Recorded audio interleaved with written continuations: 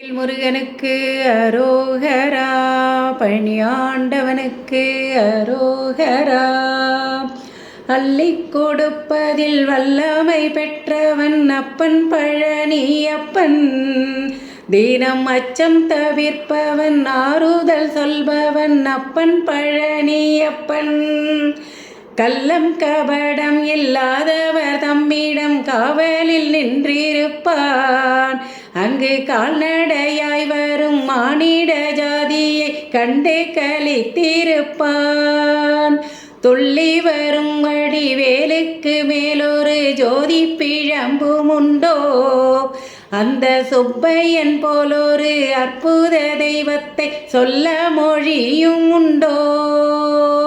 வெள்ளி முகம் 12 கண்டபின் வேறொரு சொர்க்கம் உண்டோ? ஆண்டி வேஷத்திலாயினும் வீரத்திலாயினும் வேலனை வெல்வதுண்டோ?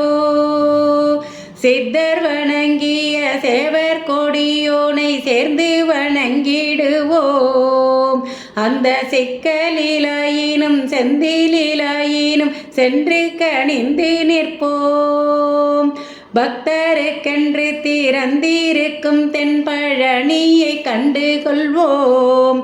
அங்கு பாலாபிஷேகமும் தேனாபிஷேகமும் செய்து பணிந்திடுவோம். செட்டி முருகன் என்னும் பெயர் பெற்றவன் தண்டாயுதம் அல்லவோ? அந்த சித்திரவல்லியும் ஜாடையில் மற்றொரு செட்டி மகள் அல்லவோ? கொட்டி கொடுப்பவன் கோவிலை பார்த்திட கோஷமிட்டோடிடுவோம்.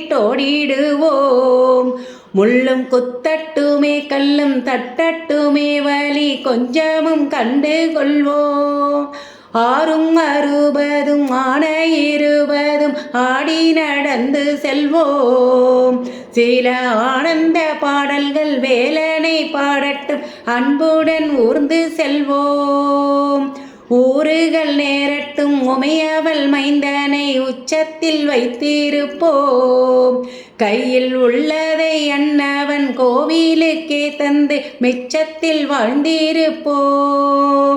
வேலன் குமரன் முருகன் திருச்செந்தில் வேட்டுவன் கந்தனுக்கு 2 கால்கள் நடக்கின்ற நடையினில் தானுய கனிவு நிறைந்திருக்க. காலம் வழிவிடும் கச்சிதமாய் சென்று கால்களில் விழுவோம். அவன் கால்களிலே விழாக்கள் நடக்கட்டும் காவிரி போல் வளர்வோம். காவிரி போல் வளர்வோம். தண்டாயுதவாணிக்கு அரோகரா.